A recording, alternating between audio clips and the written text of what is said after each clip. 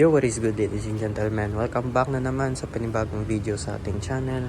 And for today's video, pag-uusapan natin yung suspension. Dati kasi, kung papansin nyo, no, let's break the ice na strict GP concept na tayo ngayon. Na dati sinabi ko, diba, yung end game natin na build is proper-matic. Pero budol tayo into street GP. And actually, no, mas buo yung loob ko sa street GP. Kaya ito na, no, nag-change concept na tayo ng tuluyan. And again, for today's video, pag-uusapan natin yung suspension kasi nga pag-usapan natin yung pros and cons ng both suspension settings na naranasan ko na, which is yung naka-lowered sa proper-matic and dito naman sa street GP or CCPH concept na medyo mataas-taas or naka-stock suspension settings. So ayan, let's break it to you guys, no, na naka-street GP na tayo, no. So kung papansin nyo, naka-bend na yung handlebar natin, naka-U10 seat, nakabawas na yung mga kaha. And ayan, kung mapapansin nyo, nagbalik ako sa straight pipe, no? Nagbalik ako sa stock pipe. Straight pipe tuloy. Speaking of straight pipe, actually guys, no, gagawin ko din ng video yon kasi nag-order na ako ng straight pipe, no? Abangan nyo na lang yung installation video nun kasi nga, ayun nga, more into street GP na tayo guys, no? So ngayon, pag-usapan na natin yung suspension settings. So unahin na natin yung proper-matic. Isa yun sa reasons kung bakit ako nag street GP ngayon or lumipat sa gantong concept. Dahil sa proper-matic guys, no, kahit na naka 1.5, no, lang yung lowered natin sa harap nun. So bali naka 1 inch na magic low tapos nakaangat ng shock or nakaangat yun dito ng 0.5. Kung mapapansin nyo, wala na. Tinanggal ko na talaga. Hindi na naka-lowered yung motor ko. Sa 1.5 setting, okay naman siya, no, compared sa 2 inch pataas, no. Okay naman siya kaso matagtag talaga, no. And lalo na yung conditions sa papunta sa campus ko sa university, di ganun kagandahan yung daan. Sobrang tagtag niya. Even though wala pa ding ES yon, tsaka naka 305mm lang tayo, sobrang tagtag, napakatagtag. Masakit sa likod, masakit sa katawan overall. Kaya hindi ako nag-commit fully sa proper-matic. Isa na yun sa reasons kung bakit na din ako nag-change ng concept, no? Pero for me lang guys, maganda yung fitment, no? Yung pagkakaitsura ng naka-lowered, no? Lalo na dito sa harap.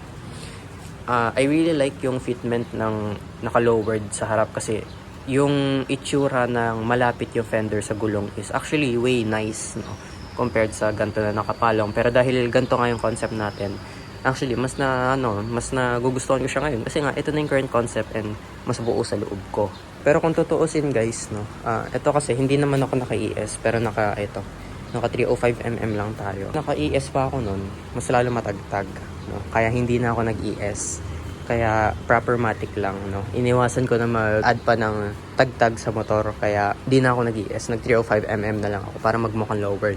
May pros and cons naman yung mga suspension settings. Una, sa proper-matic na naka-lowered, yung pros niya is, ayun, maganda siya tignan, malinis tignan, maganda yung fitment. Pros to para sa mga maliliit na rider tulad ko. I'm currently 5'3 and a half, 5'4 pagka nakachinelas or sapatos or pag may mga footwear. Pero maliit lang po talaga akong tao. Kaya plus yon kung tawag dito, ayun nga, hindi ka katangkaran na rider or mga lady rider dyan, no, na hindi masyadong abot yung clearance ng motor, panalo siya, no, maganda siya, no. And hindi rin masyado masasacrifice yung pagiging practicality ng motor kung naka settings tulad na sa akin na minimal lang yung lowered, which is naka 1.5 lang sa harap tapos naka 305mm sa likod. Though hindi naman din masyado masasacrifice kung naka-ES ka na 2 inch or 2.5 as long as stock yung suspension size mo sa likod, which is kung naka 330mm kang shock size sa likod. Pero kung naka 305 ka or 315, 310 pababa tapos nag-ES ka pa, matagtag na yun sobra para sa akin, no? Kasi na-experience ko na din, no? May tropa kasi ako naka-Indo concept na naka plus 3 ES tapos naka 2.5 inch sa harap, matagtag talaga guys, no? Parang static na yung ganun na datingan. So may pros and cons talaga sa both suspension settings, pero para sa akin, no, mas practical lang yung concept ko ngayon. Pero kung sa proper-matic or naka-lowered, no, maganda din naman siya, especially for looks, no. Hindi ka mapapahiya or hindi ka maaano sa proper-matic or naka-lowered or anything na na-lowered yung concept, no. Ngayon, pag-usapan naman natin yung current suspension settings ko, which is naka-stock shock height sa front suspension, tapos naka 305mm tayo na shock sa likod, pero naka shock lifter tayo. Plus 30 to 45 mm ata yung dinadagdag ng shock lifter. No, so, and kung mapapansin nyo din, malaki yung awang compared sa naka 330 mm lang. So, panigurado na sa 340 plus mm tong size ng current shock natin sa likod pag naka-lifter ka, tsaka 305 mm. Stock height sa harap na stock suspension, tapos RCB A3 305 mm na naka-shock lifter.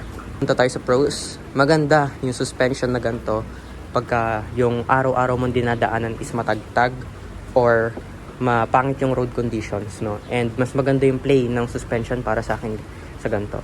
Kasi dati pag nag-aangkas ako, nung naka-proper matic ako, nafe-feel ko nagbo-bottom out to. And then ngayong naka-shock lifter na ako, tapos kahit mag-angkas ako ng 2 tao dyan, hindi ko siya nararamdaman na nagbo-bottom out or parang nauuntog yung dito, yung pitan ng motor ko, no? Kaya mas comfy na ako sa gantong setting ngayon, yung proper, yung street GP na suspension settings.